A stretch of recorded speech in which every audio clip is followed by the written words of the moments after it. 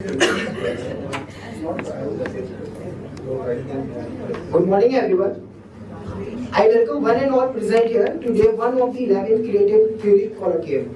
Dear all, I am delighted to share with you all that the philosophy of technology is the first panel of our colloquium this year, and it aims to place the question of philosophy of technology as philosophy and technology, where we would explore and interrogate how modern technologies are going to alter our individual, social and collective experiences. I am excited to share with you all that this panel is chaired by Professor Babu Thaliath, sorry for my pronunciation, and Dr. Saurabh Todaria, who is the coordinator and discussant of the panel. Now, I would like to invite our panel coordinator, Dr. Saurabh, to introduce the concept note of this panel. Thank you. So, good morning all of you and welcome to the panel on philosophy of technology. So as I am told, I'll be brief. So when we thought about this panel on philosophy of technology and we named it as philosophy and technology, so we immediately realized the irony embedded in the title. The irony is the irony of our time, because on the one hand we have technology which has got very popular, which is relevant and is rampantly used by the people. On the other hand, philosophy is becoming more and more irrelevant and less which we talked of. So we thought we want to explore the source of this irony. That is this the irony of our time, or is this the irony because of technology? And is there any relationship between the technology and the way we philosophize? So what we are, the background is that we propose that that in this technology world we no longer a conscient transcendental subject who constitutes the experience. Rather, we are in the situation where the experience is being constituted by lot of the with the impact of technology like AI, algorithms and all that. Now the question we pose is that how do we understand this interface between the technology and philosophy? And this stays as the guiding question for the panel. And this we are posing the question for this panel on philosophy of technology. And we would also like to explore that what remains of the philosophical questions in the era of technology. Yeah, with that I conclude my note.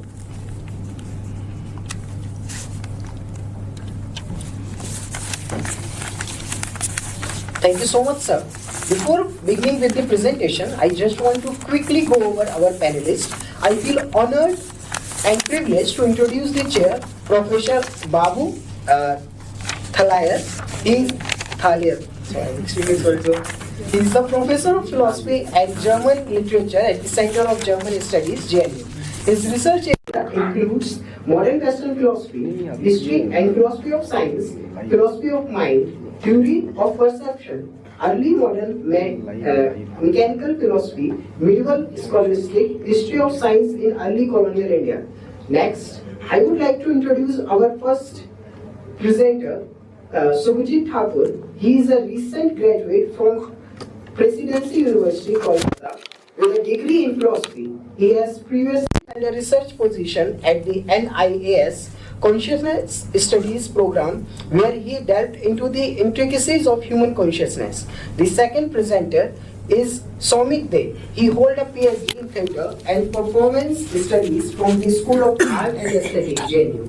He has also been a guest faculty at the Department of Psychosocial and Clinical Studies, Ambedkar University, Delhi. Next, we have Monica Yadav, who is currently pursuing her PhD research in theatre and performance studies. She has a master in development studies and a bachelor's in chemical engineering. Lastly, we have Yogita Suresh, who is a graduate student at the Department of Sociology, Shiv Nadar Institute of Eminence, Delhi, NCR. Our discussant for the panel is Dr. Saurabh, who is an assistant professor at Human Science Research Center in IIIT, Hyderabad.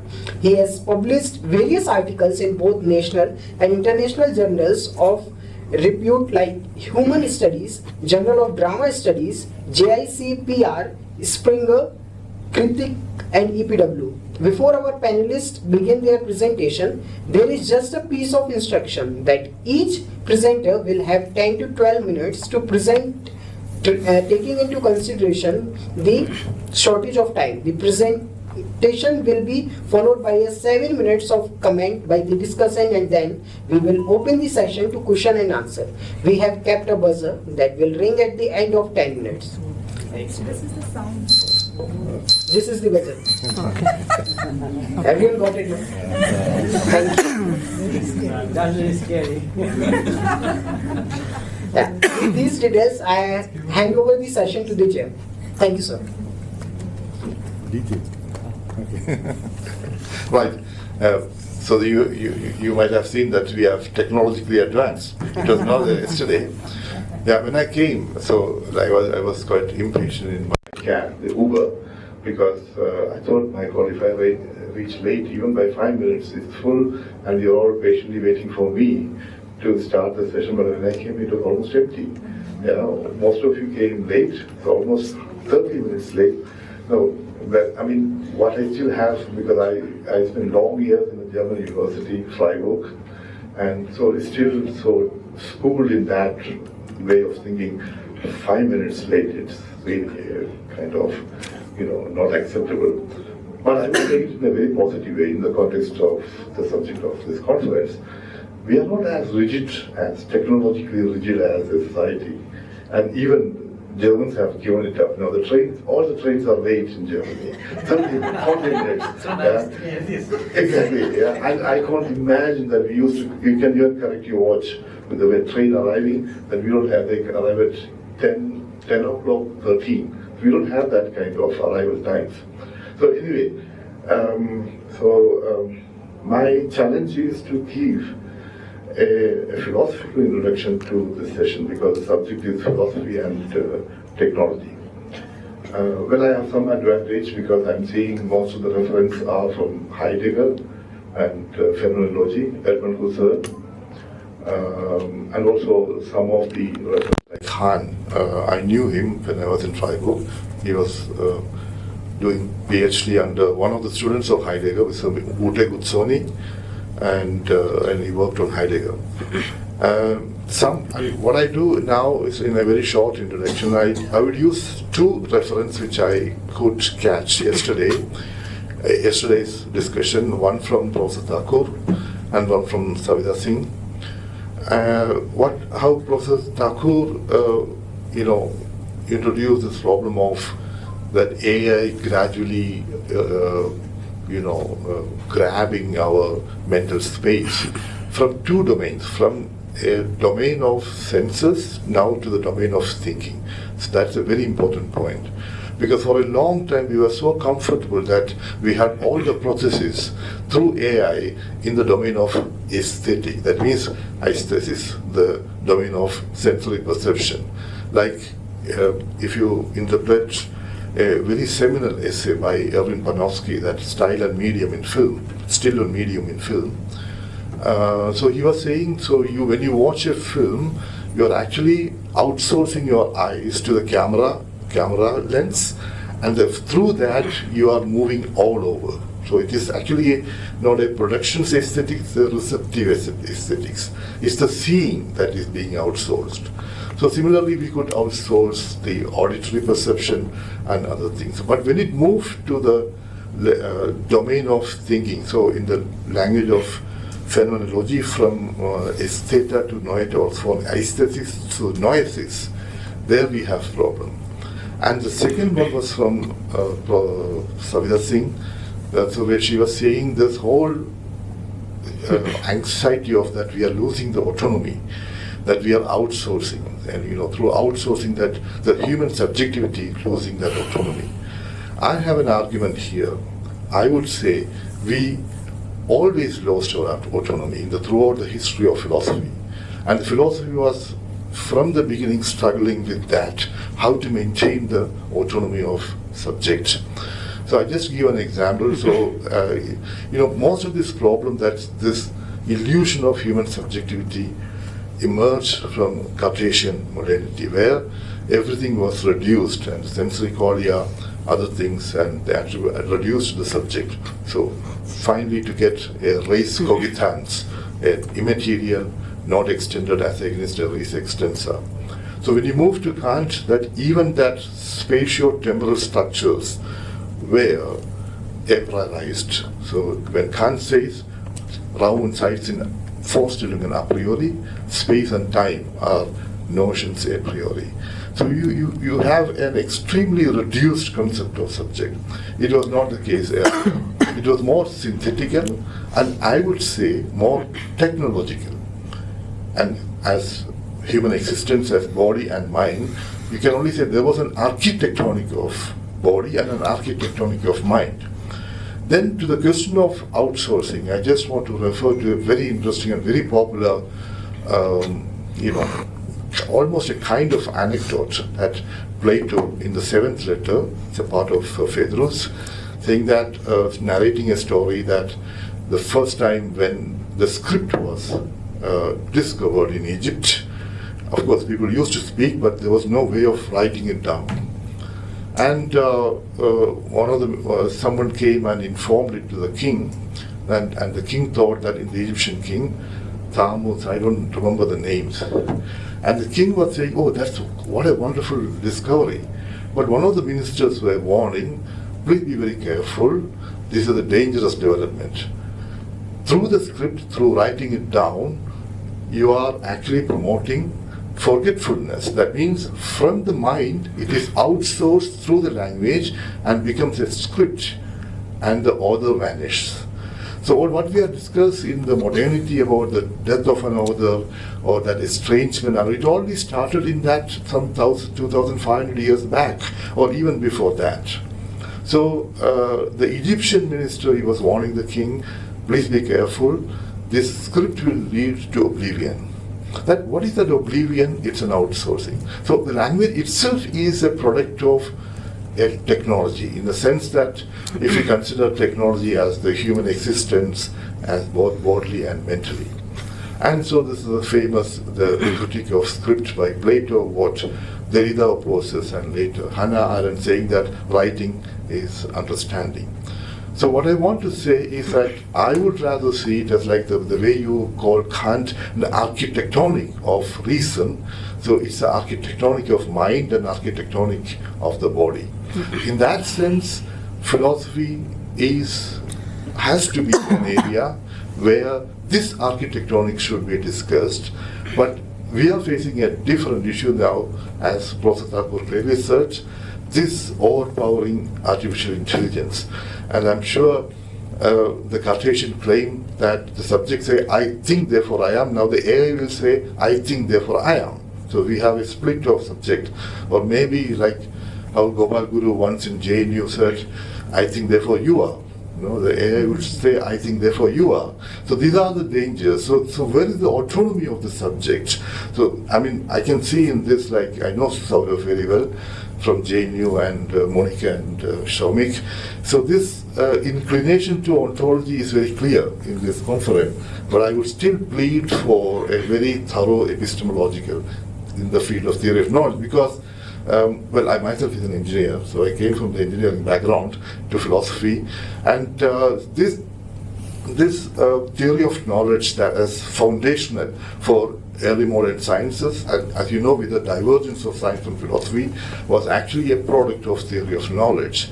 Now, the use and disadvantages of ontologizing this thing, that I'm really excited. So I expect, and most of these talks today will refer to that, but I still feel we have to discuss that within the context of the theory of knowledge, a bit old-fashioned, but still within the context of Descartes and particularly Kant. So with that short observation, I'm so happy that I've been invited, and I'm not prepared at all. But then I thought, like, so it's a kind of community which I only know, and some of them I know very well. And so I'm excited how far they have gone in this endeavor to philosophize the technical culture here. By the way, just a kind of announcement, we are going to have a similar conference in Pune in end of October by the Geological Society of India, and the subject is man, machine and modernity. So the concept is also more or less the same as the philosophy of technology. So we have our first speaker, Subhajit Thakur. Subhajit, Yes. yeah, from Presidency Calcutta. So he will speak on the echoes of invention, the AI enigma. So very interesting abstract. I have gone through it, and yeah. So again, as I said, later on when you come to Monica, this about the existence of digital object and all. So we are excited to listen to you, Thakur. Yeah. How to on this? Hello, am I audible? Yeah. Hello everyone. It's a privilege to present my paper here today. The paper is about the relationship between human technology in the postmodern context and the ontological or metaphysical foundation of human technology binary. In the postmodern context, there is an acute awareness of invention. Even the notion of man is recognized as a socially constructed concept. Michel Foucault, in his 1966 work, The Order of Things, famously declared that man is an invention of recent date. By that, he means that the concept of man as understood in modern humanism is not a timeless truth, but a relatively recent construct. This calls for a re-evaluation of our relationship with modern technologies, such as AI, where the human-technology divide is becoming increasingly blurred. The question, one of the most important, how do humans and AI shape and complement each other socially, culturally, and aesthetically? This paper seeks to explore the nature or essence of modern technology as a socially constructed artifact by situating them within human praxis, challenging the notion of technological neutrality and determinism, thereby proposing a more transformative understanding of their cultural and existential implications. But before jumping into the analysis, we must clarify the status of AI as a technology first. For AI to transcend technology, it would need to achieve human-level intelligence, genuine understanding, and consciousness. However, the foundational belief that AI can become a thinking machine is inherently flawed. AI's current capabilities, problem-solving, decision-making, learning, and natural language processing do not equate to true intelligence. As Tim Crane argues in The Mechanical Mind, AI manipulates symbols without genuine understanding. It lacks the deep comprehension of meaning and context that humans possess, as it cannot engage with the world in a way that reveals multiple possibilities. Unlike humans, who can interact with objects in various ways, AI is limited to predefined rules and instructions.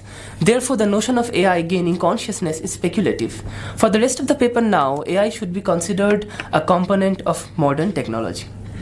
The central argument of this paper is that modern technology as a form of material culture cannot be understood through an one-dimensional lens. Instead, we must adopt a phenomenological model that accounts for the complex interplay between technology, culture, and human praxis. This paper aims to demonstrate that all technologies are non-neutral, challenging any tendency to categorize our technology as simply good or bad. There are two opposing views regarding the relationship between technology and humans. The first sees technology as a man-made tool without the power to shape reality or culture, making it a neutral object that can be placed in any context, thereby emphasizing human agency. This is known as the instrumental view. The second view considers technology as a deterministic force, compelling us to think in a one-dimensional way. This paper seeks to bridge the gap between these perspectives, arguing for a symmetrical relationship between humans and technology. It contends that there is no natural or pure idea of the human. The concept of humanity, like technology, is socially constructed. If AI existed outside the human sphere, it would be inert, mere junk. However, the human-AI coupling renders it active. Furthermore, this paper will take a radical approach and argues that technology is not merely an addition to human existence, but fundamental to it. There is no natural humanity without technology. Humans and technology are intrinsically intertwined, shaping each other from the start. The first section explores key themes in the human-technology relationship. The second part of this paper critiques Herbert Marcuse's one-dimensional view, proposing a Foucauldian framework for a non-neutral, transformative, and pluralistic account of technology. Finally, we will contend that not only in the postmodern context, but throughout history, there has never been a natural human existence devoid of technology, thus challenging the notion of technological determinism. We will also offer a phenomenological ontological understanding of this relationship, suggesting that technology has always been intertwined with human identity and thought. Being technological is an essential aspect of human being, though it should not be considered the sole essence. Rather, it is a fundamental drive for being in the world. To address a non-reductionist phenomenological understanding of human-technology symbiosis, we must first trace the ontological and epistemological thought on technology. The concept of technology originates from the Greek term techne, which Aristotle distinguished from episteme, which is scientific knowledge, and phronesis, which is practical wisdom in Nicomachean ethics. Aristotle viewed techne, often translates as craft or art, as a bridge between theoretical knowledge and practical applications. He distinguished techne from nature, noticing that artifacts are created by external forces, emphasizing technology as a rational process. This rational underpinnings of techne laid the groundwork for the instrumental view, where technology is value neutral and gives full authority to maker or user, seeing technology as a means to an end, reducing it to a tool that can be put into any context without shaping or impacting humans themselves. Peter Paul Verbeek's analysis further elaborates this perspective, where technologies serve human ends without affecting humans. It takes a more utilitarian approach. The emphasis shifts from the knowledge embodied in the craft to the outcomes and the burgeoning belief in anthropocentric mastery over nature through technological advancement. Modern thinking about technology is also driven by this instrumental thought, but the question arises, what about technology's effect on us and how it shapes one another? How can we move beyond the anthropomorphic determinism in the spectrum of human-technology binary? Martin Heidegger, in his seminal essay, The Question Concerning Technology, provided an answer to this, which is still today a hallmark for research in philosophy and technology. He wanted to build a questioning framework that would address the nuances while finding the essence of technology itself. Heidegger's work marks a departure from instrumental paradigm. While acknowledging its descriptive accuracy, Heidegger posited that the instrumental view was insufficient to capture the essence of technology. He effected a radical shift in focus from specific technological artifacts to technology as a mode of unveiling and relating to the world. Central to Heidegger's philosophical framework is the concept of enframing, which proposed as the quintessence of modern technology. Enframing, according to Heidegger, constitutes a mode of revealing that challenges nature to expose itself as a resource to be exploited and ordered. Well, there are two modes of this bringing forth or revealing. One is poiesis and another is enframing. While poiesis is the idea of unveiling, enframing represents the essence of modern technology, compelling nature to disclose itself as a standing reserve, a resource to be controlled, quantified, and utilized. It imposes a rigid order upon the world, transforming everything into a calculable, manageable entities. Under this paradigm, a river is redefined as a resource for hydroelectric power, a forest is seen as a timber stock, even human beings are categorized as human resources within this system of order and control. Although Heidegger tried to reconcile the asymmetry with the good use of techne, which will be further discussed in the latter part of this paper, the idea of enframing needs to be problematized for its few logical inconsistencies. The idea of enframing leans toward technological determinism while human agency is compromised, right? But if humans have this capacity to recognize enframing and resist or transcend it, then enframing cannot be an entirely deterministic force. Enframing is described as inherently dangerous because it obstructs other ways of revealing. However, there is also a suggestion that the real danger lies in the possibility of enframing becoming the sole mode of revealing. This introduces ambiguity. Is enframing dangerous due to its inherently reductive nature, Or is it only dangerous when it excludes all other forms of revealing? So then the problem is dependent on how we use the power-knowledge relationship arising from the use of technology. Marcuse extended Heidegger's concept of enframing and standing reserve into a more broader social critique. In his influential work, One-Dimensional Man, Marcuse argues that modern technology has the potential to reduce individuals to state of one-dimensionality, thereby limiting human potential and critical thought. Technological rationality shapes social relations and individual consciousness, prioritizing efficiency and productivity over qualitative human values. While drawing from and extending this concept, we will establish how technology is transformative. But if we understand technology as a socio-cultural construction, then these two primary questions need to be addressed and analyzed. What is the nature of this social construction, and how might a conceptual notion of modern technology as an artifact be a way to understand this? Second, how is a social construction the very fabric of our being in the world and existing? In that extended argument, how can we say that from here the constructing technological artifacts is also part of our own essence and being in the world? We will begin by clarifying what is meant by artifact in this context, and then proceed to conceptualize technology as an artifact, providing a working definition. Before addressing the first question, we will provide a working definition for artifact, which means not simply a man-made passive object or tool, but something that embodies a certain socio-cultural power structure. Oh no. Oh, I have a lot to cover. 2 minutes. Okay, I'll just go through the main parts of the paper. Wait.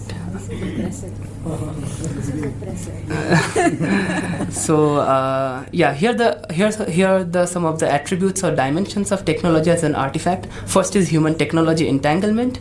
Technology is deeply interwoven with human experience and reality. In the postmodern era, technology and human body are integrated into a single functional unit. The artifact becomes an extension of the user's physical and sensory capabilities, blurring the boundary between what is human and what is technological. For example, even our own mobile devices have become so intertwined with our personal corporeal engagement that some argue that they have become a part of our own body. The next is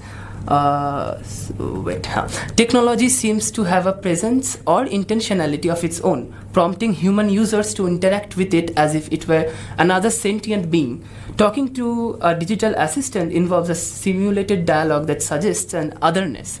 And then the second part of the attributes are non-neutrality and mediation. Technological artifacts are not neutral tools. They actively mediate our experiences and how we perceive and interact with the world. For example, a pair of glasses doesn't just help us to see better, it transforms the way we experience the sight itself. In this sense, technology can both enhance and limit human perceptions. Artifacts create a relationship between humans and the world that is altered by the presence of this technology itself. Third is phenomenological variability.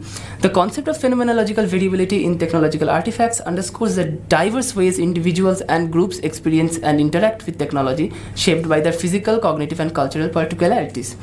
This variable challenges the notion of universal design and highlights the need for inclusive approaches in technological development.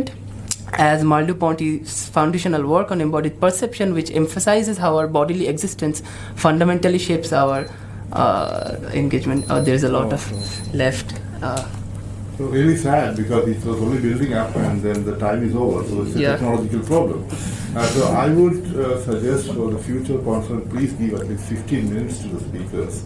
And you can cut short all this kind of introduction from us, or even 20 minutes, because the subjects which are dealt are deep and demands a lot of discussion. Sorry about that. No, it's fine. So maybe in the discussion. So I think I have to move into the next speaker. Sure. Very interesting talk, and a lot of references which we can, on which we can think of, and it's an interesting popularity to the entire conference, I would say. So we move on to the next speaker, Monica Yadav from JNU, whom I know from JNU. And I had a small chat with Monica about this subject, which is very interesting. The basic question is, do digital objects exist? It's about the ontology of digital objects. But to my mind, it's the same question that she's asking. Like 500 years back, Descartes was asking, do colors exist? Do all the secondary cordia exist? So we just forget that even color is, in a certain sense, a digital data of human existence, because it doesn't have an existence objectively. So I'm just trying to not to isolate such questions from our existence and philosophy, because it's an interesting continuity of philosophy itself. So over to you, Monica. Thank you, Babu. First, I'd like to thank all the conference organizers for their hard work. Thank you to Yadav, Babu, Subhajit, Soumik, and Yogita for making this session possible. And thank you to everybody for coming on a Friday morning to listen to us. So for my presentation today, I would study Yuk Hui's 2016 book on the existence of digital objects and present a close reading, which is to read this text alongside other literature. My reading would be a brief one, and I have curated a chronology of concerns, as in worries and anxieties that emerged during and from my reading. The task that Hui sets for himself is asking the question, what is a digital object? And positing the question in a setting where objects, both natural... Just pulling it forward, we can't hear you. Sorry. Can you pull forward? I'll just come. I'll admit. We can't hear you. The task that Hui sets for himself is asking the question, what is a digital object? And positing the question in a setting where objects, both natural as in explicated by Heidegger and Husserl, and technical as in explicated by Gilbert-Simondon, already exists. His question then is a task that is located in the history of philosophy. Hui's detailed and exhaustive chain of commentary of how philosophers, especially phenomenologists, have come to understand the question of ontology, relations, and temporality is followed by his attempts at precise insertions of his question in the discussion. And this, according to me, can be viewed as a theorization of history of continental philosophy, a history that, according to him, remains pertinent to study and include in the discussion of digital. In Hui's book, the move is from the origins to the advent and concretization of digital objects, to the analysis of the relational nature, to the temporalization undergirded by algorithmic recursion. And all these concerns for him are associated with a certain sense of existence. The first concern that I have with Hui's analysis is that the question of existence, according to Hui, the question of existence has to be first answered by asking, in his words, the absolute beginning of digital objects. Thus, for him, the matter of origins is connected to the existence of the thing whose origins is being studied. In my reading, his determination regarding the interconnectedness of the question of existence and the question of beginning as pertaining to digital objects fails to account for and thereby formulate the ephemeral, modifiable, dynamic, editable nature of this problematic termed as digital objects. The experience, dissemination, and distribution of digital objects is marked by the insistence of their disappearance, which we might come to understand, for example, by way of their modifiability, or by them being taken down by the platform or the user, or by encountering a broken hyperlink or error 404, or by the outdated nature of our computational systems, which can no longer support certain functionalities. It is this contention that informs the title of my paper, Insistence of Digital Objects. Insistence in the face of composability and decomposability that I suspect is ignored in Hui's formulation.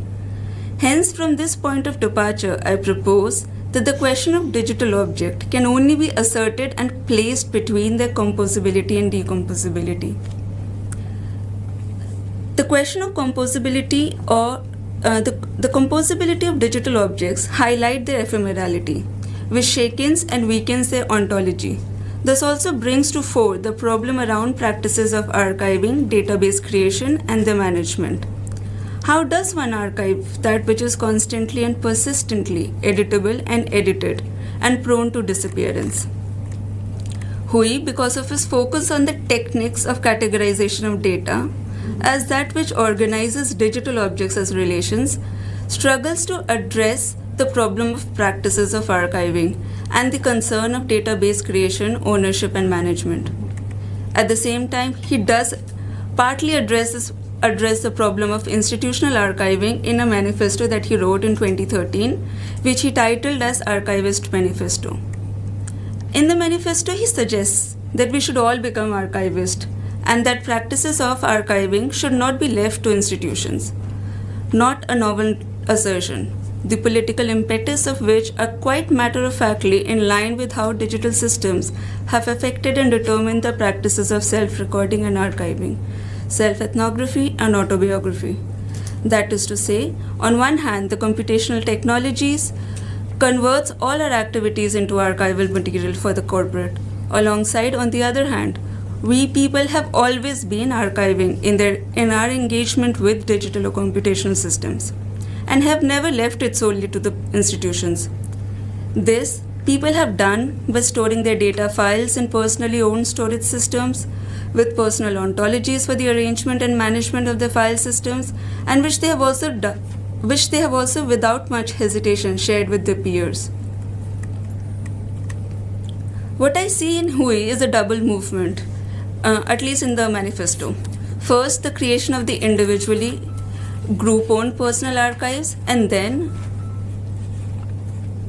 institutionalization of these personal archives by use of assembly of applications that might offer all kinds of services related to archiving to such individuals or groups so that they can later be included into institutional archives. The problem is not that we as individuals should be archiving. The concern we have at hand is rather more pertinent, which is that the archive has always required a constitution of ontology and ontologies. Insofar we can categorize either by standardized ontologies or by user-created project-based metadata schemes, we are engaging in a database creation. We are engaging in activities that will be recorded as data in a set of collections of data, that is, a database. Would not the problem of the archive then raise its head violently or non-violently, whatever it is, when an ontology cannot be attained, when it remains vague, or when it remains empty by way of exclusion, or when decomposition of categories is ensued as soon as the processes of their composition is initiated? It thus seems to me that the focus of Hui's project is just laying out the techniques by which categorization happens, that is, discussing the ontologies created in a milieu of database system upon which the layer of representation where digital objects is visible to the user. The techniques of categorization of understanding that Hui studies are concretization/individuation, relational and logical formalities, for the very purpose of conceiving ontic dimensions of digital objects that are, according to him, not independent of the milieu of the database and archives, programs and applications, protocols and standards. At this point, let me just quickly jump to another concern, which is the concern around experience. So a digital object, so let's take YouTube video as an example of a digital object. So a digital object cannot be phenomenologically given, a point that Hui also makes in his book. But then the question that emerges is, how does an experience of that which is not phenomenologically given is given to experience? Within this concern, I propose that the problem of the experience of digital object has to be understood in the light of the modality of digital objects, based in their composability and decomposability. That is, in relation to the inadequacy of the ontology of digital objects. What is at stake here is that the concern as to how do we attain an experience of, what is at stake here is the concern as to how do we attain an experience of that which is constantly moving out of the grasp of the ontology. And yet, the user, of course, cannot not talk of their experience of an encounter with a digital object. How does that happen? This implies that it is no longer possible to include experience into a fixed landscape of givenness or of an already given ontology or ontology that is created during a process.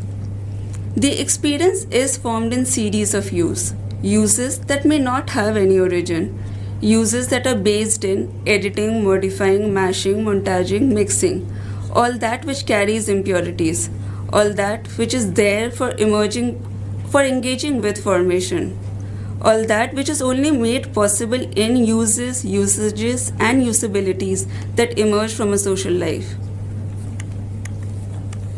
By extending an aesthetic domain of activities to use, I want to take seriously the dichotomy between the uselessness of that which is artistic and creative and the usefulness of that which has purpose or an end, usually denoted as calculative, economic, ideological, technical, and so on. With regards to digital objects, specifically new media objects, we see that production of new forms of art emerges with uses of varied applications, or that expression of creativity is always tied to the materiality of use and development of tools, and further modes of interactions on an application engine. Therefore, it is not productive any longer to separate use from experience, or to separate use from that which is considered useless. And to insist upon this is to propose a space of analysis where aesthetic modes of forming can be animated in sociality of uses. Thank you. Surprisingly well within time. So, thanks, Monica, for this wonderful, very concise and very thought-provoking talk. And like as we have discussed earlier, the question of like suppose if your talk like in the 14th century or 13th century, so the terminology would be different. They would ask how would it individuate? It's the principle of individuation, the individuation of digital data, right? So, but then in a classroom, like I always have this Heideggerian unheimliche feeling, the uncanny feeling that students have the entire critique of pure reason in the mobile. So they teach the transcendental aesthetics so that they open this digital data. So then I ask them that please print it. Now the question is, even with a printout, and how it's still a language being printed on a paper. So if you ask about the existence or the being of that thing, and also so there is this problem of that ontological, how do I say, the aporia, so which always remains in all this. So anyway, so that we will discuss it later. So the next speaker is Soumik. So Soumik, whom I know very well from JNU, Colloquium and many other venues. And a very interesting topic and very, the framework of Heidegger and ontology. So I'm also particularly happy about this reference to Han, whom I know very well. And someone who was so passionate about Heideggerian philosophy and from a different angle from an Oriental. He was a Korean and to reveal certain things, and he was in a way victimized, and he had to leave the faculty and join Barcelona. Yeah. There was even a famous remark that some German professor said, the Asiaten können nicht denken, the Asians cannot think. This is the remains of a past that you will find in German academia. But he moved to Basel and he excelled, and now I realize that, my God, he has produced a lot, and he's an established philosopher. So, over to you, Soumik. Yeah. Am I audible? Yeah. So, thank you so much. So, before I begin, I should really apologize. We should. You have to excuse Saurav and I for being late. The only in my defense, I can only say that one of the founding texts of Western Philosophy Symposium, Socrates was late, and not fashionably so. He was late because I wish we could say the same for us, that we were also lost in thought, but we were actually lost in the Delhi traffic.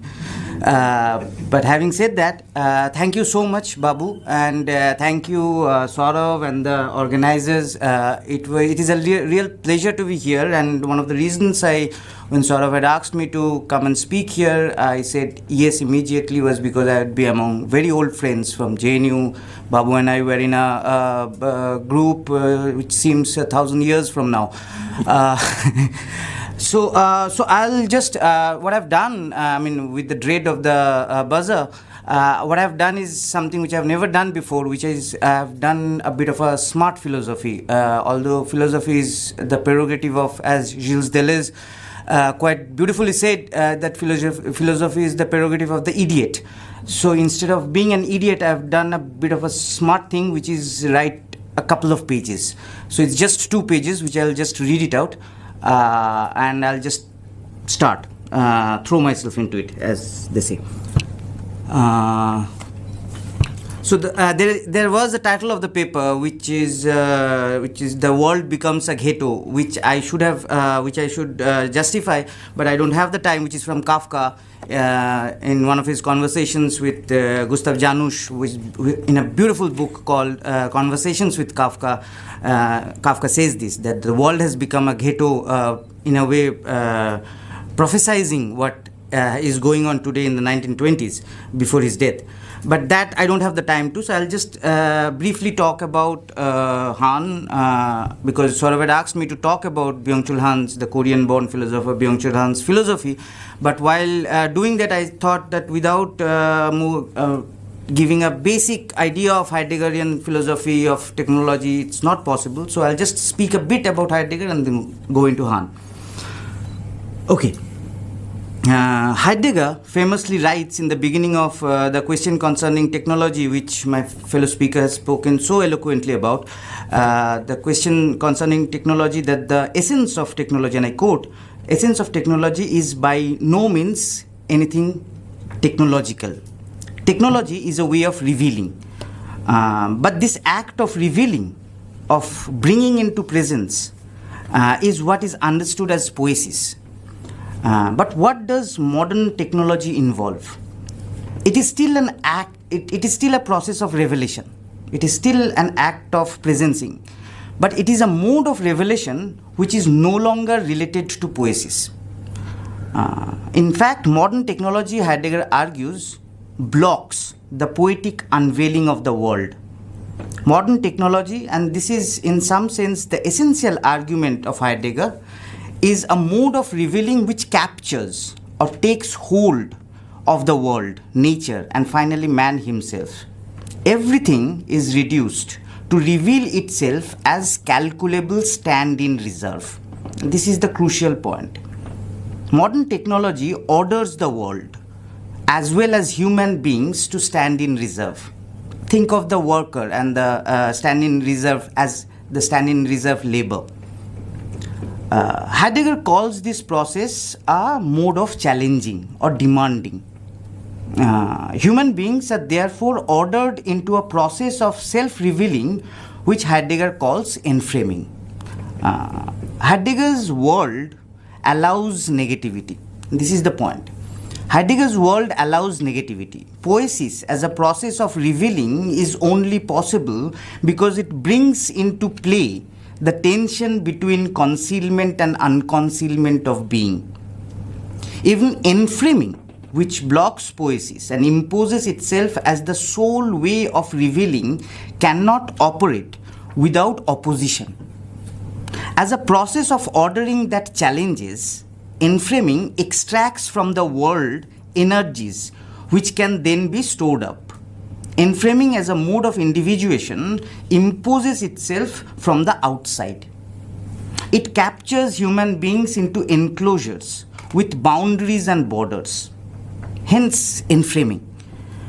Understood from the point of view of power, enframing coincides with disciplinary societies, which confine subjects.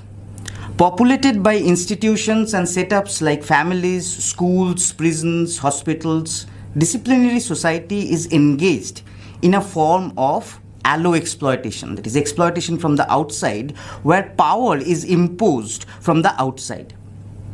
It is a world where a clear distinction is made between outside and inside. Disciplinary societies enframes life in a particular way so that bodies within the enclosed spaces can become the source of potential production. Now, things have changed since then. Confinement and enframing are no longer the modes of subjugation in the late 20th, early 21st centuries. Heidegger's enframing as a way of ordering obeys certain rules of space and time which are no longer suitable for a post-industrial world. Contemporary technological processes demand more openness and the disappearance of borders. Like Heidegger, the Korean-born German philosopher Byung-Chul Han seeks to reach the heart of the problem of contemporary technology, beyond anything technological. He argues that at the very core of digital technology, we encountered the problem of transparency. So if there was enframing, now there is transparency. What is transparency? Transparency is total, immediate, and instant unconcealment. While enframing encloses, transparency exposes. The digital technology functions under the demand of transparency. Transparency has a totalizing presence in our lives today. It is not something confined to politics or economics. In politics, you see that we need the transparency of the operations. You need transparency of the judicial process. But it is not simply these judicial or the political processes. It manifests itself as a logic of positivity, where everything becomes calculable, optimizable, and controllable. Positivity completely banishes any logic of the negative. It follows a limitless path of accumulation and circulation. Transparency of information means the constant visibility and limitless circulation which should never face any obstruction or blockage.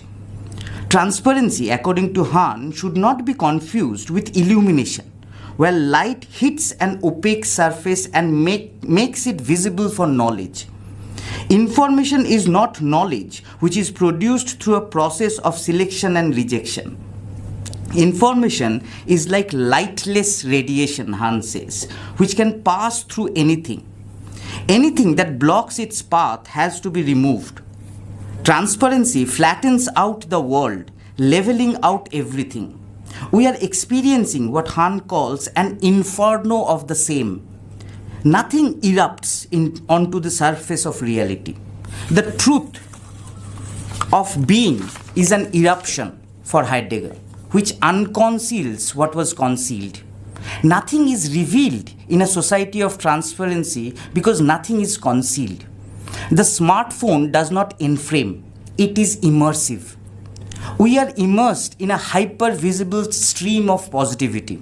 Han argues, and I quote Han here, the positivity that is inherent in digital technology minimizes the possibility of having any such experience which is eruptive. It prolongs the same. The smartphone, like the digital in general, undermines our ability to encounter and work with negativity. In the world of transparency, everything, including life, is reduced to numbers. What is more reliable and transparent than numbers? However, numbers within disciplinary society had a different exploitative function. Within disciplinary society, number is also a signature. It fixes a subject in space and time. For the factory worker, life is reduced to a fixed number, 8 hours of work, 2 days of holidays, etc. For example, life as number within disciplinary societies enframes life, subjugating it to spatio-temporal restriction. They do not fix restriction. But in our controlled societies of today, I'll just take 2 minutes. Life is also reduced to numbers, but the function of numbers has changed. They do not fix subjects in space and time. They function like passwords, a temporary combination which keeps shifting or which keeps changing. Numbers no longer no longer molds individuals into subjects. Take the example of social media profiles. It is a temporary aggregate of numbers which has to be constantly updated. A profile does not produce identity as a mold which is discrete. It does not enframe. A profile follows the logic of modulation. It is in a constant state of flux. Today, the function of life as number is determined by modulation. If enframing was a process of subjectification, transparency gives rise to a process of projection. Individuals, Hahn argues, in our current achievement societies view themselves as projects rather than subjects. They seek to self-optimize, hyper-perform, and continuously adapt to unforeseen situations. They are not subjected to outside exploitation but engage in auto-exploitation, continuously adapting themselves to contingent situations. This is a logic of hyperperformativity unleashed by contemporary technological operations which seek to domesticate rather than block human potentiality. Transparency of information, algorithmic predictions of possible futures, etc. want to take away the uncertainty inherent in any idea of the future. Enframing unleashed a temporality which was directed towards the future. The subject stands in reserve for future use. Transparency reduces everything to the temporal logic of the present. It seeks to completely unconceal the future by domesticating possibilities or virtualities. Contemporary technological processes like big data analysis turn unforeseen virtualities into a series of probabilities to which the hyperperformative self seeks to continuously adapt in the present. The digital medium, Hahn remarks that the digital medium knows nothing of age, destiny or death. Time itself is frozen in the digital. Unquote. And just last point. Byung-Chul Han evokes Gilles Deleuze to articulate the difference between two different technological regimes. Deleuze speaks of the mole, the animal, mole, which symbolizes disciplinary society. The mole moves in enclosed spaces. The mole is confined in its movements. The mole is enframed. Controlled society, on the other hand, Deleuze argues, is more like a snake. The snake modulates. The mole produces discrete molds. The snake floats in a continuous and unbounded fashion. The snake's movement is not restricted in the way the mole is subjected to spatiotemporal limitation. The snake's movement is transparent. Modern technology, unleashed by capitalism, might have started off as a mole, burrowing into our homes and workspaces, but today it coils around the totality of our existence like a snake.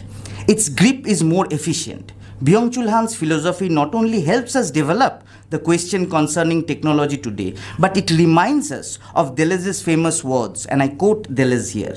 It is not a question of worrying or of hoping for the best, but of finding new weapons. Thank you. Thanks, Soumik. Unfortunately, we have to reduce your talk number to 10 minutes. In fact, all these talks are beginning probably of discourses. Maybe we can continue later. Thanks for this wonderful talk. And it's so interesting. I would expect 15 minutes more. So the next speaker and the last speaker is Yogita Suresh from Jawaharlal University. Yeah, very interesting topic. So that when I was going through this abstract, it's a very interesting subject. This distinction between science and technology, and how that reflected in the disciplinary, like the faculties, like the disciplinology we have it in the German context. So, as we know, the most of the established and renowned faculties are history and philosophy of science, or history of science, like Max Planck Institute in Berlin, Cambridge, HPS, or Harvard, or Stanford, or Bloomington. But we have then this technology. How do you call it? STS, ST. Yeah. So in this space, like London and Cambridge, that UCL has that technology. UCL, that University College of London, the name is the STS, the Science and Technology. So it's interesting, and so all to you, Yogita. Yeah.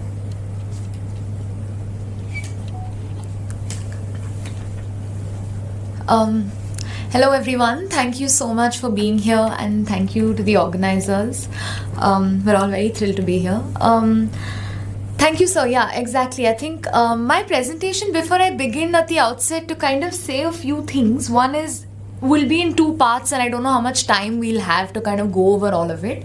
But first is to present the philosophical considerations of the social good, which is a framework that I'm trying to build, and its constructions and appearances in my field site, which is Indian engineering education, and how we can tie those two together. The idea of the distinction between science and technology comes in trying to kind of encapsulate this philosophical term, which is the social good. And in trying to find out how I can think about this term is where this distinction became relevant in the first place. The idea that all of my panelists have spoken so fluently about until now, the idea of technology as unveiling, of making, of creating something outside of oneself, and is not something which is just mere discovery of an empirical formation. So this is where I contextualize my work. So the year 1818 was an exciting time in literary fiction with the publication of Frankenstein by Mary Shelley, whose famous lines, "Fulfilling one's desire for knowledge isn't necessarily a good thing. In fact, it can have a dark side," echoed the foundation of sci-fi, which weaved didactic and moral overtones in its narratives. In 1896, H.G. Wells wrote The Stolen Bacillus, a roaring satire on the precarity of scientific misuse and bad intentions ultimately saved by the moralistic scientist's discretion. In 1972, after the Second World War, Edwin Brock wrote his chilling poem 5 Ways to Kill a Man, to comment on the loss of humanity in the face of technology. What is interesting in all three literary examples, which are decades and even centuries apart, is that they present a binary of excitement and cautionary when discussing the interaction of technology with society. Additionally, they all focus on the choices their protagonists make while simultaneously coercing them to choose otherwise, or are unable to make because of the ones in power who have made the choices for them when interacting with artifacts. The paper is interested in pursuing the knowledge which comes out of the social good by human actors in the discourse of technology, and that of the volition or will to act in correspondence to the good or against it. I present these examples from literature to discuss the analytic of social good that I introduced to think about the discourse on technology and its empirical formations. At this juncture, I refer to Heidegger's Essence of Technology, often located in the non-technical realm, to argue that the social good can be conceptualized as an essence of technology. It is integral to technological thought and usually present as a means of justification for altering matter. Despite these concerns, the essence of technology was framed as a social good, promoting care, detecting early diseases, tracking fitness, depending on the example or the context in which we are using said technology.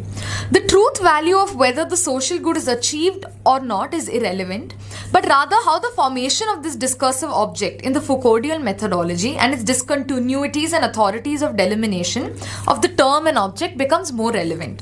This allows us to map a discourse of technology and the different systems and dimensions that it interacts with. However, this requires the labor of distinguishing between the discourse of science and that of technology to argue that the social good appears in the essence of technology because of the episteme and knowledge of the thing to be made by human actors. The social good appears in the discourse of technology because it does not have a truth value that puts into language a pre-existing empirical phenomenon, like the discovery of a new species, for instance. It is conceived out of a particular use and indicates possibilities for human action. Langdon Winner argues that, in quotes, the language of the notion of use also includes standard terms that enables us to interpret technologies in a range of moral contexts. Tools can be used well or poorly and for good or bad purposes. I can use my knife to slice a loaf of bread or to stab the next person that walks by. He goes on to argue that in the technological realm, we repeatedly enter into social contracts. The social contract promises the social good in exchange for cooperation by a particular society. It also creates trust amongst its people of a context that inventions will be used for the social good, even in cases when they are meant for destruction, like that of the protectionist discourse, in the sense that, for instance, we use war weapons to protect our nation, which in itself also then turns into a discourse of social good. I present two observations. Firstly, the discourse on technology as discussed in the above examples is co-produced by the social context of making and use. In other words, it considers the interaction of both the making of technology, of which human action is integral, and its use, which is intended to create a particular change in a social context or unveiling, as Heidegger says. Secondly, the framework of social good has also been invoked in the discourse around technology. Often it is done so in its opposite, which is the social bad or social destruction, and so on. The debate on techne, as my fellow panelist has very eloquently told us about, is vast and relevant. However, it is not in the scope of this paper to explore these implications. I refer to the term briefly to conceptualize and introduce the idea of making. Aristotle refers to techne as a habit or a stable disposition of the thing to be made. In other words, that depends on the correct awareness or the reasoning of the thing to be made. Aristotle refers to the disposition or techne in correspondence with making. Making is derived from the Aristotelian tradition that distinguishes the term from praxis or activity. An activity is an end in itself, unlike making or poiesis, which are only instrumental in making some other action possible. For instance, using tools to build a car so that it can be driven. Making or poiesis, which Heidegger defines as the creation of something outside of oneself to bring into reality or unveiling of an object in its truth, is formed by knowledge of the world or the social context in which it is to be made. Techne can then be equated with episteme to present a utilitarian character in that it involves a true consciousness of the world and hence can be taught or communicated, but it is to be distinguished from episteme insofar as it bears upon changing rather than unchanging things. It is in this consciousness and making that social good becomes relevant. At this point, I do not wish to articulate a particular linguistic or definitional character to social good, but present it as an abstract and as a discursive object worthy of consideration when describing the complexities and multiplicities of the technological and its layers and subtleties of the distinctions with science. At this juncture, I refer to engineering in correspondence to the internalist tradition of technology as argued by Carl Mitcham, in terms that technology has mainly been reserved by engineers to refer to direct involvement with material construction and the manipulation of the artifact. I draw on Carl Mitcham's orientations of technology, particularly his concept of technology as volition or will, to explore the framework of social good. At this point, I ask, was Victor Frankenstein, the protagonist or antagonist in Mary Shelley's novel, a scientist or an engineer? He creates a monster by applying the secrets of science and transforming nature. He makes several choices along the way in creating the creature, transforming form and matter to bring to life, which is of a volition that as of now existed only as an ideation in his brain. While he might have done it for power, to deal with loneliness, or to surpass the rules of nature, Shelley ends the novel with the tragic death of both the creator and the creature to present a cautionary tale of what happens when you do not consider the social good of technology. However, this was only possible after Victor used the knowledge of alchemy and science to create something. Frankenstein did not exist as a discovery or a formula which presents a possibility, but a material object created with an intention capable of intervening in socio-political life. The next slide, please. At this point, I would also like to argue that and bring in Steve Goldman, who argues that the actual determination of action derived from non-unique, that is not simply individual value judgments, rather than from either the products of technology or its knowledge base. Already the concept of the multiple emerges, even thinking about the social good in terms of technology, which is an important part of this paper. I now come to the Indian context. The Indian context, especially the post-colonial vision of technological advancement, was framed around the social good, envisioned as a formation of governance to unify citizens. Central technical institutes were established to fulfill this vision, with technology and engineering seen as pathways to economic growth and societal progress. Engineering education became central to this dream, promising upward mobility and national development. However, market forces and neoliberal policies have since then shifted, prioritizing market-ready skills over genuine scientific inquiry. Despite this, the public still largely associates technology and engineering education with hope and progress. In this section, I present two situations from my fieldwork that illustrate how the social good as a concept emerges in the context of technical education and engineering in India. These examples highlight the intrinsic relationship between technology and the social good, demonstrating how this relationship is central to the ethos of engineering. Additionally, I argue that the social good creates multiple centers of analysis that intersect with other categories like the university, the state, and the economy of technological production. I present two scenarios. The first is the dissemination of the social good from the state to the university. The relationship between the state and its citizens often invokes a discourse of moral obligations as seen in the works of philosophers like Plato and Aristotle, while emphasizing the invariant ethical center. So what I want to argue in this section is basically that the social good now becomes something that we have from the ethical center, which is disseminated to smaller associations like the university. Next slide, please.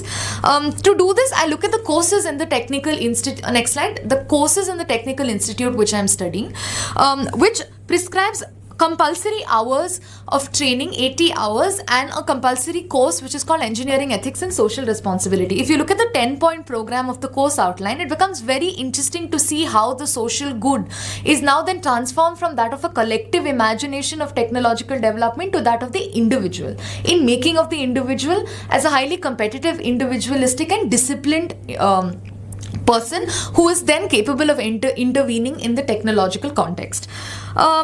The second idea is that of, next slide please, is that of students and making, exploring the relationship of volition and technology. Alfred Nordman argues that the philosophy of technology recognizes the inseparability of mind and world, seeing researchers as builders and makers ultimately connected with their creation. One such club that I entered in this university that I'm studying is called Racer, which builds eco-friendly cars to race in international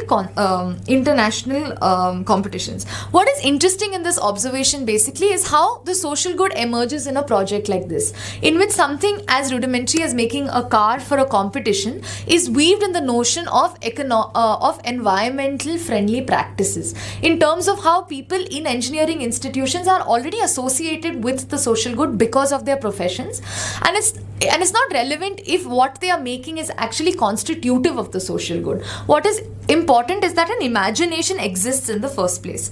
I'll conclude now, and maybe more of this can be discussed in the discussion. But the concept of the social good is essential yet fluid as an aspect in technical education. It serves as a discursive object that is shaped by its interactions with other institutions and systems, and understanding how the social good operates within these contexts opens up new avenues for research and technology in society. Thank you. Thank you so much for this talk, and in fact this reminds me of this from a historical perspective, and always there was a huge cry when science or the philosophy of science moved from the theory to the practice. And starting from the very beginning of the science, the early modernity, from the theoretical philosophy, and first it was mathematical sciences, from mathematical to material sciences, and from material to applied sciences. So there was always a huge cry from the part of the theoretical science, because they have to, compromise a bit. It's a kind of fall of standards and all. But finally, it proved to be that it's an access, it's a kind of reaching out to society and for the benefits that the technology now realizes. Thank you so much, and so I think now sort of comment on.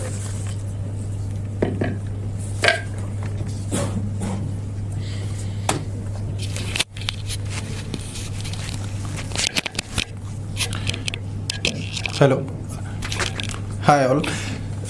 So I have been given the formidable task of synthesizing the papers actually which have touched on the very fundamental and the pressing problem in the philosophy of technology, and so nonetheless I would try to do that. So what I shall try to do is that situating these papers in the wider context of philosophy, especially in the domain of philosophy of technology. So of course, I'll start with the paper, what Subhajit and post Soumik has touched, that the question of technology.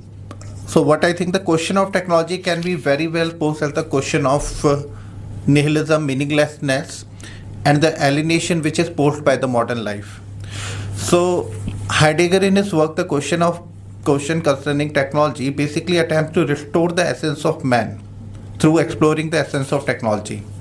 According to Heidegger, the history of Western philosophy is basically the history of metaphysics and metaphysical thoughts, where the being has been misunderstood as presence, as an entity. So the task is to think about being in a non-metaphysical way. So the only way it could be done is through the poetic thinking, where the man stands in relationship with the being. And that is what Heidegger's problem is, that how the technology has an interesting relationship with the question of the being, when he says the technology inframes the thinking. So it reduces the thinking into the calculative thinking, where the humans become the standing reserves, where the humans, as Subhajit was saying, the rivers become the natural resource, and like Will Graham's famous quote is that the nature has become the natural resource. So thinking now stands now in a calculated relationship with the world. So Heidegger calls for a return, a certain kind of return to the very essence of the technology. So he provocatively says that the mistake is that we are not understanding the essence of technology. So he says the essence of technology is not technological. So what is the essence of technology? So the very essence of the technology is in the poiesis. He goes back to the Greek, and the poiesis is like an kind of the opening. It is like bringing forth. So like the poetry brings forth the things which is hidden, similarly technology brings out the things. So that is the original mode of technology, but it has been, but it also has the danger that it reduces thinking into a kind of the calculative thinking. So this term of what we call as revelation is an interesting, and I think the Yogita has brought an interesting point, very un-Heideggerian way of understanding the interestingly Foucauldian way, in the Foucauldian manner. So she says that the essence of technology has to be understood through the social good, situating more in the Foucauldian framework episteme, that how this notion of social good has been constructed historically through the various forces, where the technology is understood in the normative manner as a social good, which arises the hope and the sense of the progress. And Heidegger's point was that Heidegger took a different route and see that that basically the technology can reveal the original mode of the being, which is called as the poiesis. So in the modern philosophy, what is interesting to see both in Heidegger and in the Marcuse also, that technology is something which has a kind of the danger. On the one hand, it can reveal the essence of the being, and it is also triggering the forgetfulness of the essence of the man. So both Heidegger, Marcuse, they call for certain kind of the return to the aesthetics, to the kind of the art, where the kind of the remembrance with the original essence of the man can happen. Curiously, like the postmodern philosopher, they repudiate any essence of the man, and they basically argue that we have been technological through and through. So the works of the Dawn Idea and the works of Bernard Stiegler, they basically argue that technology is basically a mediation. It has to be understood as a mediation. When a writer is using her pen, a man is cutting the vegetables with the knife, a person is speaking through the mic, shows that there is no pure relationship with the word. Our relationship with the word is always mediated by these objects, and they have become so integral to our existence that we can call this mediation as the embodied mediation. Internet, smartphone, social media, they are not just external things to our experience. Rather, they enable us to experience the word in a certain way. That is why the real problem is not of returning, rather to acknowledge our entangled existence with technology. Hence, the emphasis should be on the mediation, technical mediation, which shapes both subjectivity and objectivity. So, within this contrast, an interesting philosopher, Bernard Stiegler, calls this mediation as a kind of a pharmacon. So he basically argues that technology, what Monica also brought in her paper also, that technology is basically a kind of a tertiary memory, because now we store our data in the notepad, laptop, cell phone, all kind of the thing, and these become the digital objects. And digital objects, of course, cannot be phenomenological given, because what phenomenology argues that we experience the object always in a horizon, and because of my embodied capacity, I see the object from the various object offer the various possibility to perceive itself, while the ontology of digital object is vanishing presence. So the problem which is posed by the Bernard Stiegler is that this rapid digitalization, algorithmic governmentality, rise of social media leads to a situation where the perspective of the world is overdetermined by the technology. So according to Stiegler, it blunts our ability to imagine the world in the other way. Hence, what we think the most important question is to think of how to think of the relationship between the human and technology. Where we can find the ethics of this relationship?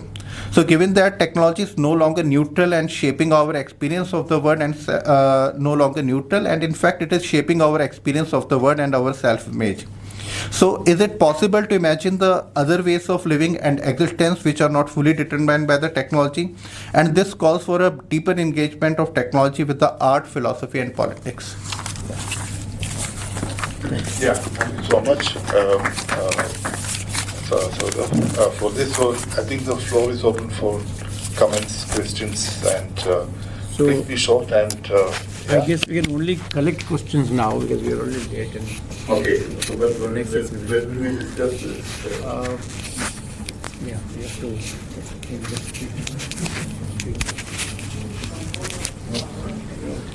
Okay. Oh, good. Yeah, then now we can only collect the questions. So you can only ask, you won't get any answer. So I find it really sad because I really enjoyed this session. And to observe, all of them are young, fresh minds, and thanks God they are not senior professors, So PhD scholars, I find it a really good trend to include them, and I learned a lot. So please, your questions, short.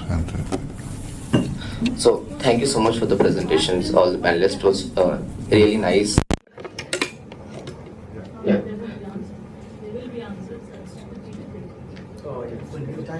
Yeah. So thank you so much.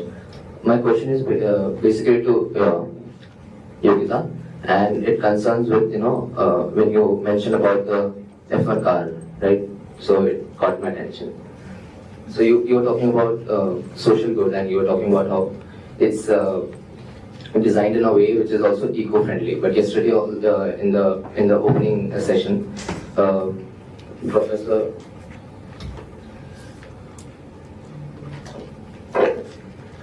Immaculata Kanguso said that technology is a double-edged sword, and she also mentioned how whatever the technology is produced and developed is at the expense of nature. So it's not eco-friendly. So how do you look at this? Thank you. Thanks. So the next question? Yeah. Yeah, it's very brief. So I would be more interested in knowing that why is it that philosophy of technology as a separate discipline or field had a delayed entry, and it had to wait till Heidegger came in the 1950s and wrote the essay which all of the people talked about. Is it because of the impact of massive debates between continental and analytical philosophy, or there's something else that can be put in to understand why the subject had a very delayed entry? Yeah, thank you. Any questions? Yeah. I had a quick comment and one question for two people here on the panel. My comment is just that Bernard Stiegler, when he thinks about human and technology as a relation, he basically argues that humans are at that point in biological life when biological life starts evolving in the non-living. Essentially, technology becomes an essential mediation of, definition of the human, precisely because we are mediating biological evolution through outside biological evolution, essentially. And so it's really interesting because then the digital AI, they all become very much human, very much a continuation of human. So with that, I just want to ask a question about the digital when it comes to transparency that you were talking about, Soumik, and composability and decomposability, Monica, that you were discussing. I'm just wondering if both of you see a relationship there between really thinking about how this transparency and the snake movement that's happening with the digital, where you're not being enframed, and it's precisely in its fragmented, incomplete nature, the invisibility. How do you see that relation? You both might want to have a conversation, is what I felt after this. But sorry, thanks. Yeah, maybe we can have exceptionally a quick answer. During tea. No, during tea means others are not sharing that. Okay. Maybe each speaker has 1 minute to answer this. Okay. Yeah, just 5 minutes you'll finish it off.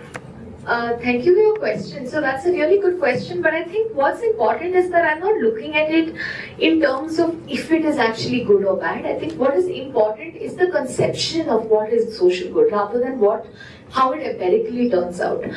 Especially with the F1 car, I think for me what is a topic of interest is that in such a mundane activity of just building and making, which students find exciting, is that how they're able to weave in an idea of social good, even though you don't necessarily have to, in the sense that it's an extracurricular activity, it's something students are doing on their own time, but yet this discourse of social good creeps in, because any making philosophically, when you're making something outside of one thing, it's done with a volition, it's done with a will to create something, which is always done with a social consciousness. And I think that's where the social good becomes interesting rather than what it actually goes on to do. So yeah, that's how it is.